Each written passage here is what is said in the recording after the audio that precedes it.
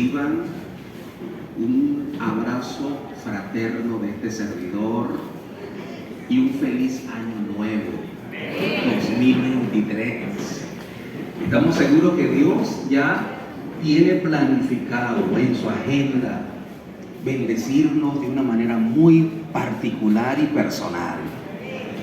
Así que hoy es un día muy especial porque estamos reunidos, convocados a esta actividad espiritual de oración, de ayuno, en un mes donde celebramos las fiestas de las primicias, para darle a nuestro Señor lo primero, lo mejor y lo escogido. Diga conmigo, lo primero, lo mejor y lo escogido, demostrando así que el Señor es nuestra prioridad y que Él no es plato de segunda mesa, Él es el principal.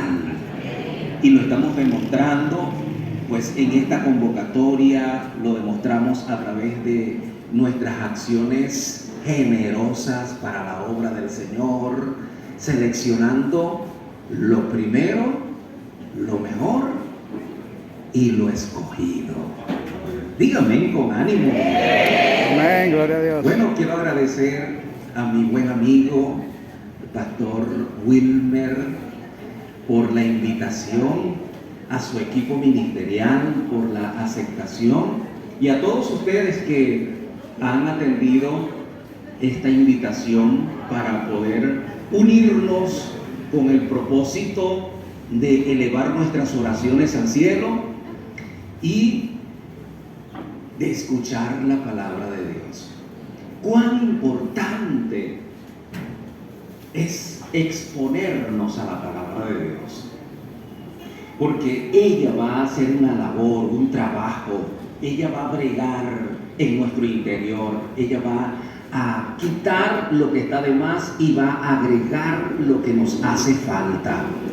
La palabra de Dios para el creyente es su fundamento, su cimiento. Digan amén por lo menos.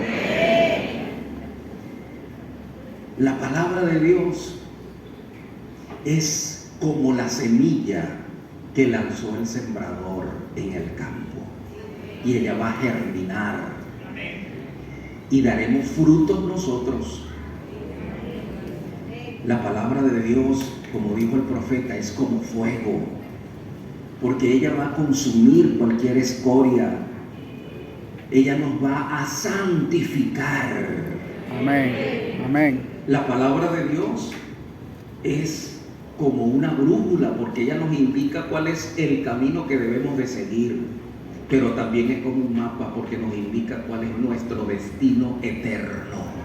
Amén, gloria a Dios. Por eso, cuán importante es exponerse a la palabra de Dios, cuán importante es escuchar con atención para poner por práctica, porque aquellos que oyen la palabra de Dios y la practican no son creyentes con fecha de vencimiento, mas los que oyen y practican la palabra de Dios son aquellos creyentes inmovibles. Dígame, no lo mueve la circunstancia, no lo mueve la aflicción, la prueba, la adversidad espiritual. Eso lo dijo nuestro Señor Jesús. Por eso, aquellos que oyen y se olvidan de la palabra son creyentes de corta duración. Yo espero que usted no sea uno de esos. Dígame. Bueno, hoy tengo el honor, el privilegio de compartir con ustedes un mensaje que me apasiona. Vamos a hablar sobre la llenura del Espíritu Santo. Aleluya. Gloria a Dios. ¿Cuántos quieren salir de este lugar lleno del Espíritu Santo? Amén. Gloria a Dios. El tema de hoy es bajo el control del Espíritu Santo. Repita conmigo, bajo el control del Espíritu Santo. Lo primero que usted tiene que aprender es a definir qué es estar lleno del Espíritu Santo. Muchas veces nosotros hablamos sobre llenura del Espíritu Santo, sean llenos del Espíritu Santo. Pero en realidad, ¿qué nos quiere decir la Biblia cuando nos motiva, nos indica que debemos de ser creyentes llenos del Espíritu Santo? Vamos a adentrarnos en la palabra, vamos a profundizar en ella y hoy vamos a comprender algunos aspectos importantes de lo que es estar lleno del Espíritu Santo. Así que vamos a trasladarnos a uno de los textos bíblicos que tienen mayor tráfico verbal en el ámbito cristiano. Efesios capítulo 5, versículo 18. Efesios capítulo 5, versículo 18. Saludo con afecto a mi buen amigo Enrique Zapata. Algunos me dicen, ¿usted es Enrique Zapata, el que canta? No, yo soy Ricardo Zapata, el que predica. Quizás somos familia, no sé. ¿Tu papá se llamaba Ricardo Zapata? ¿Por casualidad? ¿No? Ah, Rafael, porque mi papá era terrible.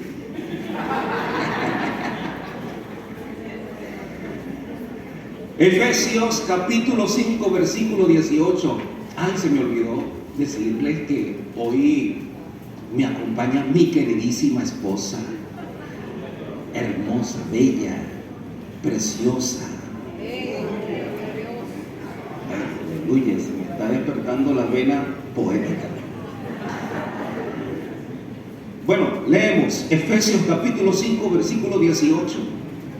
Dice de la siguiente manera: no os embriaguéis con vino en el cual hay disolución, antes bien sed llenos del Espíritu. Voy a repetirlo: no os embriaguéis con vino en el cual hay disolución, antes bien sed llenos del Espíritu. ¿Usted me acompaña a hacer una oración? Vamos a orar juntos. Estamos aquí para orar. Padre, en el nombre de Jesús, quiero darte gracias, primero por tu palabra, porque ella, Señor, es necesaria en nuestras vidas para nuestra nutrición, nuestra alimentación espiritual. Gracias por tu eterna palabra. Pido que ahora te glorifiques a través de ella en nuestras vidas. Que esta palabra que hoy va a ser predicada en este lugar pueda derribar todo argumento, toda ideología, toda filosofía, todo paradigma sea destruido a través de tu palabra. Que ella nos inspire para tener una vida espiritual llena del Espíritu Santo. Amén, amén. Te lo pido, amén, Padre, en el nombre de Jesús, y en ese nombre que es sobre todo nombre, declaramos neutralizado, petrificado, paralizado todo poder de las tinieblas. Amén. Y declaramos este ambiente libre, despejado, amén, y descontaminado, amén, en el nombre poderoso de nuestro Señor Jesucristo. Amén. Amén. Wow, cuando entré a Chihuahua, esto está lindo, hermano. Cada vez que vengo para acá, está más hermoso. Ustedes están orando verdaderamente. Están pidiendo por este lugar. Y Dios ha traído respuesta a sus vidas. ¿Saben qué es agradable? Salir en un espacio donde todo está bien pintadito, bien organizado, ¿verdad? Es agradable. Así que fue un tiempo muy especial cuando entré a Chivacoa y vi los cambios. Esa plaza quedó espectacular. espectacular, hermano, de foto, pues. Así que, gloria a Dios por todas las cosas. ¿Cuál es el tema de hoy? Espíritu Santo. Bajo el control del Espíritu Santo. Vamos a revisar un poco el contexto cultural, histórico de la época sobre Éfeso. Éfeso era la ciudad más importante de la provincia romana del Asia proconsular. Y era muy conocida porque allí se encontraba la diosa Diana, diosa de la fertilidad. Se dice que se tardaron aproximadamente 220 años en la construcción de este templo majestuoso de esta diosa falsa, y fue considerado incluso como una de las 7 maravillas del mundo. Dice la historia que fue en el año 52 después de Cristo cuando penetró el Evangelio en esta ciudad a través del ministerio de Priscila y de Aquila, pero el fundador de aquella obra fue el apóstol Pablo. La carta a la iglesia de Éfeso es considerada por muchos teólogos como el más importante escrito del apóstol Pablo. Otros piensan que es la obra maestra de todo el Nuevo Testamento, por su contenido, por su profundidad, por las analogías que encontramos en esta carta. Así que si usted nunca la ha leído, quiero animarle a que lea la carta a los Efesios. Un erudito cristiano la caracterizó o la define como la mejor obra literaria de toda la historia. Espero despertar el interés en ustedes para que indaguen e investiguen, estudien y desglosen esta carta. Es una epístola enviada desde prisión. Esta carta forma parte de la literatura carcelaria del apóstol Pablo. Un detalle interesante de esta carta es que con frecuencia se usa las palabras todos y todas, más de 50 veces. Por ejemplo, se dice: Dios hace todas las cosas según el designio de su voluntad. Él es sobre todos y por todos y en todos. Él creó todas las cosas y reúne todas las cosas en Cristo. Y es poderoso para hacer todas las cosas mucho más abundante de lo que pedimos o entendemos. Cristo está sentado en los lugares celestiales sobre todo principado y autoridad y poder y señorío y sobre todo nombre que se nombra. Él sometió todas las cosas bajo sus pies. Todo lo llena todo. Amén, gloria a Dios, Aleluya.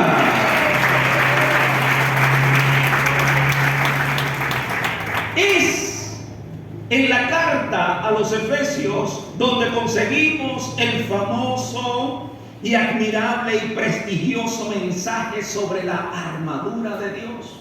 ¿Cuántos de ustedes no han escuchado hablar sobre la armadura de Dios? Vamos a leerlo.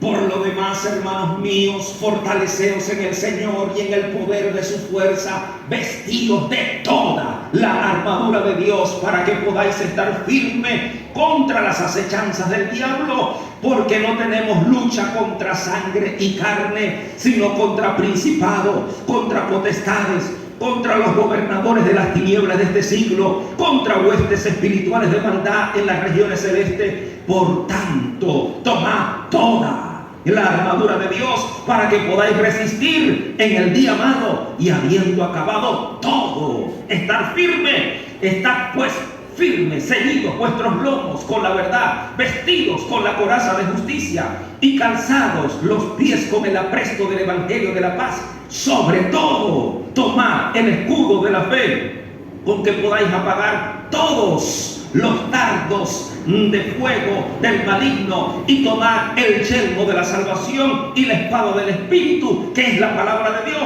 orando en todo tiempo con toda oración y súplica en el Espíritu, y velando en ello con toda perseverancia y súplica por todos los santos. Interesante. Yo me preguntaba en oración: Señor, ¿cómo me coloco esta armadura?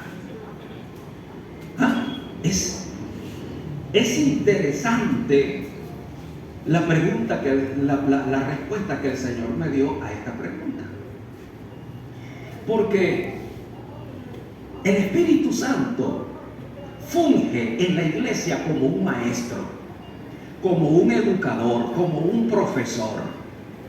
¿Dicen amén a eso? Amén, gloria a Dios. Y el Espíritu Santo, habrá momentos en que Él te va a iluminar una verdad ya revelada. ¿Y qué es esto? Es cuando Dios te da entendimiento. Amén. De lo que no comprendes. Gloria a Dios. De lo que tú no puedes asimilar. Y allí el Espíritu Santo, de manera extraordinaria, como buen maestro, entonces comienza a darte comprensión de lo que ya está escrito. Y saben, cuando le pregunté: Señor, ¿cómo es esto de la armadura? ¿Verdad? Porque uno dice: hermano, vístase con toda la armadura de Dios, ¿cierto? Ajá, ¿y cómo me la pongo? Dígame, ¿cómo me pongo esa armadura? Y allí vino la iluminación que me dio el Espíritu Santo, porque la armadura es un estilo de vida. Aleluya. Estilo de vida. ¿Por qué? Porque te está hablando de colocarte el yelmo de la salvación. Te está hablando de algunos aspectos que tienes que llevarlo a la práctica diaria de tu vida. Amén. Ellas van a formar una coraza de protección, porque estarás apegado a los lineamientos y a las exigencias más elevadas de Dios para el creyente a través de la palabra. Entonces, estar vestidos de la armadura de Dios es un estilo de vida. Gracias por su entusiasmo. Entonces le volví a preguntar: Señor, y aquí en Efesios habla del día malo. Y es allí cuando la voz hermosa del Espíritu Santo vino a mi vida de manera educativa y me señaló lo siguiente: el día malo es ese día cuando crees que todo se ha acabado, y entonces yo intervengo en tu vida. Y es allí cuando la palabra de Dios te ilumina y te dice: largo camino te resta y recibes un nuevo impulso. El día malo es cuando tus fuerzas se agotaron y llega una palabra de Dios y te dice: yo multiplico las fuerzas al cansado y al que no tiene ninguna. El día malo es cuando te encuentras en una encrucijada sin saber qué camino tomar, y Dios te muestra cuál es la dirección a seguir. El día malo es cuando has considerado abandonar todo y Dios te dice: no lo hagas. porque no es lo más Amén, conveniente Señor para ti. Jesucristo. El día malo es como estar sumergido en medio de la pudredumbre y has aguantado tus ganas de respirar la putrefacción inmoral. Y es cuando sientes que Dios interviene en tu vida para oxigenarte. Aleluya. El día malo entonces es ese día que nosotros quizás queremos colgar los guantes y el Señor te dice: un momentico, te resta un round más, porque ahora le vas a dar un knockout a tu enemigo con mi fuerza y con mi apoyo. ¿Cuántos dicen aleluya? ¿Me va a pasar? No, son varios días. Pero hay un día que está señalado como el día, el peor. Usted no ha tenido la experiencia de decir: hoy ha sido uno de mis peores días. De mis peores. Bueno, ese es el día malo. Ese es el día malo. Seguimos. En la carta a los Efesios conseguimos también uno de los pasajes de mayor circulación o tráfico verbal en el ámbito o en el entorno cristiano, que es Efesios capítulo 5, versículo 18. Y tiene una estrecha relación con el libro de los Hechos capítulo 2. Efesios 5, 18 dice: no os embriaguéis con vino, en lo cual hay disolución, antes bien sed llenos del Espíritu. En el conocido texto de Efesios capítulo 5 versículo 18, Pablo nos exhorta a no embriagarnos con vino, sino más bien ser llenos del Espíritu Santo. Pero, ¿qué significa esto? ¿Cómo puede un creyente ser lleno del Espíritu Santo? ¿Cuáles son las evidencias que van a testificar, que van a corroborar que realmente soy un creyente lleno del Espíritu de Dios? Al tratar este asunto es importante que recordemos que el Espíritu Santo no es una sustancia o una influencia. No se trata de un líquido o de un poder, sino de una persona. Él es parte de la triunidad divina. Y Él viene a morar en nuestras vidas desde el instante de nuestra conversión. Pero escuche bien, el hecho de que el Espíritu Santo habite dentro de nosotros, que seamos casa de Dios, que seamos templo del Espíritu Santo, no quiere decir entonces que ya estamos llenos. Porque aquí el apóstol Pablo se dirige a una audiencia de creyentes, de cristianos convertidos, y les dice: ustedes tienen que ir un paso más. Y es que no solamente deben de conformarse con tener al Espíritu Santo residiendo en sus corazones o en sus vidas, sino que deben de ser llenos del Espíritu Santo.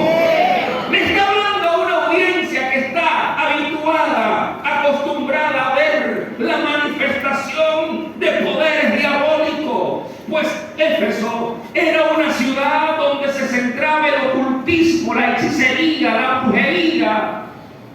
Fue allí donde se quemaron cierta cantidad de ídolos que estaban asociados al mundo del ocultismo. Pues Éfeso se parece mucho a Yaracuy, centro del espiritismo, pero eso, hermano, se va a acabar, porque aquí está recibiendo la iglesia del Señor, y donde está la iglesia del Señor, los poderes de las tinieblas tienen que retroceder, tienen que menguar,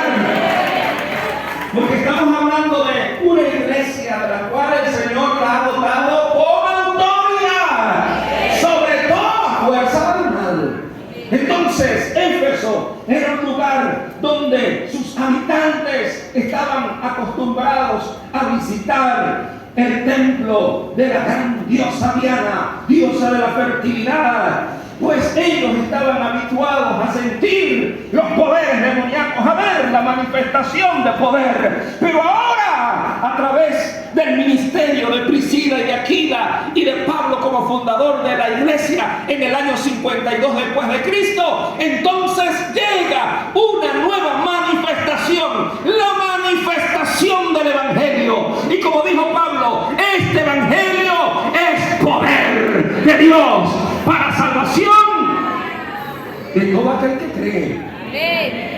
Entonces llegó un poder totalmente distinto, un poder que contrarrestaba, que retaba, que desafiaba el poder de la gran diosa Diana, un poder sobrenatural, un poder superior, un poder divino. Y el apóstol Pablo entonces le dice a la iglesia de Éfeso: ustedes necesitan ser llenos del Espíritu Santo. Amén.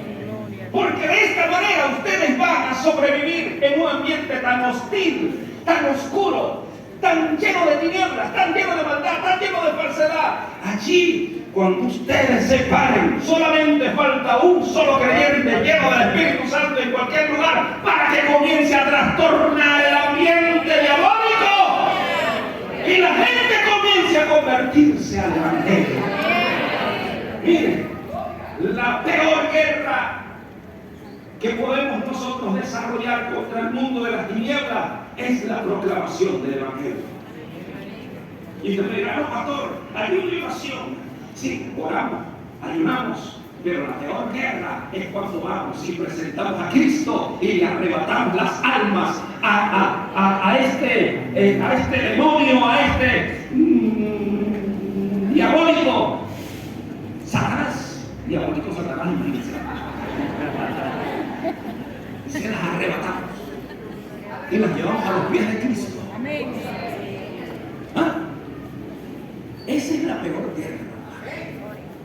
Escucha bien, no como algunos que andan haciendo cartografía y identificando cuál es el espíritu territorial y cuál es el principado de aquí. No, hermano, ¿quién te mandó a eso?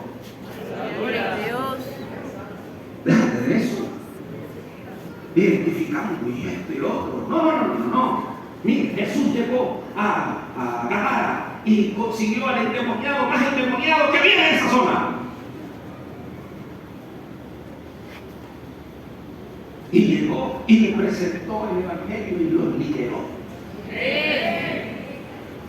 Y aquel hombre, después que estaba sentado, vestido en su juicio oral, le dice: yo quiero irme contigo, porque a Jesús no lo dejaron entrar a Gadara por la liberación de ese endemoniado. Un endemoniado, hermano, que estaba totalmente desfigurado, desnudo, rompía las cadenas, hacía aullido. Era un hombre terrible, conocido, con prestigio, con fama de malévolo en aquella zona. Pero cuando llegó Jesús, entonces el endemoniado fue liberado. Y a Jesús le dijeron: no quiero que entres aquí, no quiero que entres a esta región, vete. Mira, acabaste con nuestros cochinos, mis cochinos. Se estaban quejando, hermano, por los cochinos. ¿Ah? No les llegó a perder esa esencia. Lo cierto es que estando en aquel lugar, aquel ex endemoniado le dice a Jesús: yo quiero seguirte, déjame irme contigo. Y el Señor le dijo: no, quédate aquí y ve, testifica de lo que el Señor ha hecho contigo. ¡Aleluya!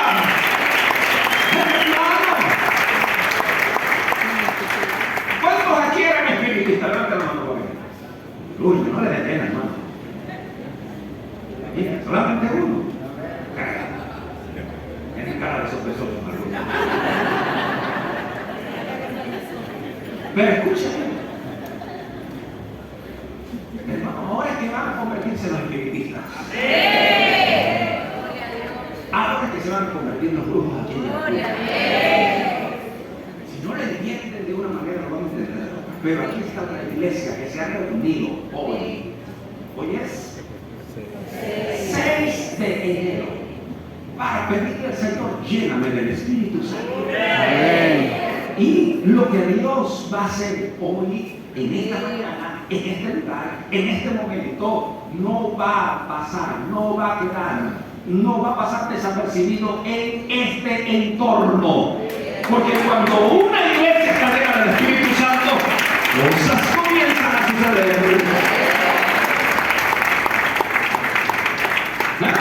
Y no me diga que no.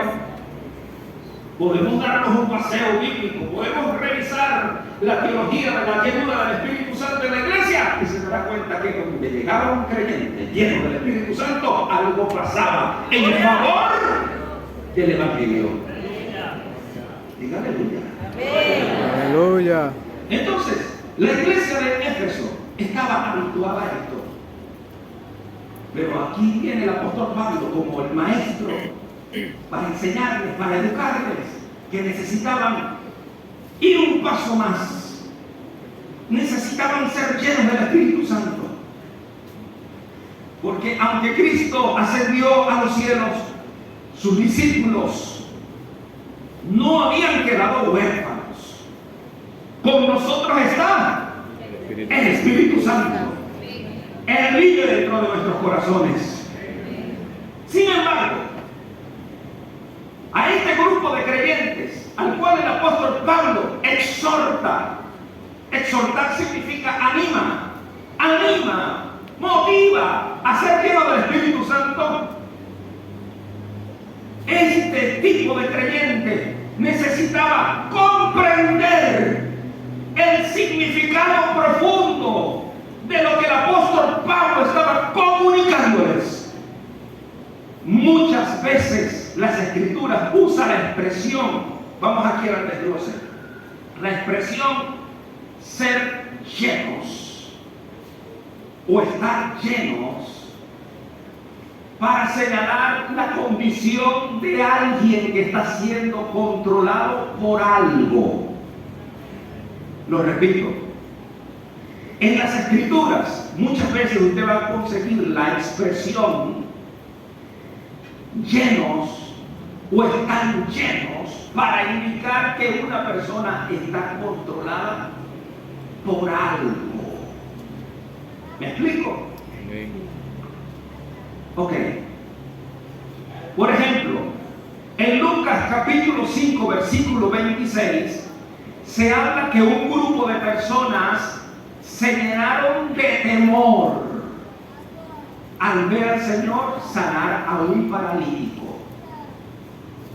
Se llenaron de temor.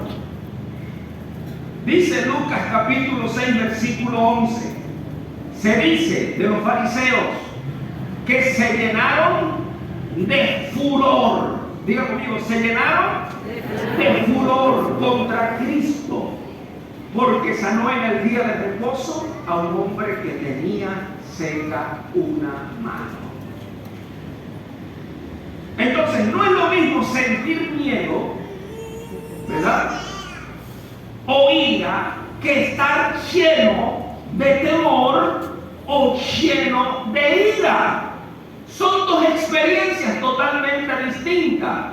Una persona llena de miedo está controlada, dominada, subyugada por el miedo. Una persona llena de ira está controlado por la ira, está cegado por la ira y puede cometer locuras por el disgusto o la ira que siente.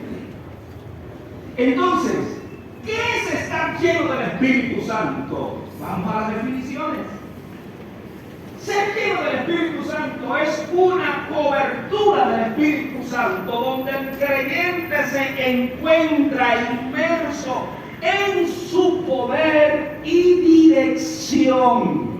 Esto ocurre cuando el creyente le da la libertad al Espíritu Santo, permitiéndole que tome control total de su vida. Amén.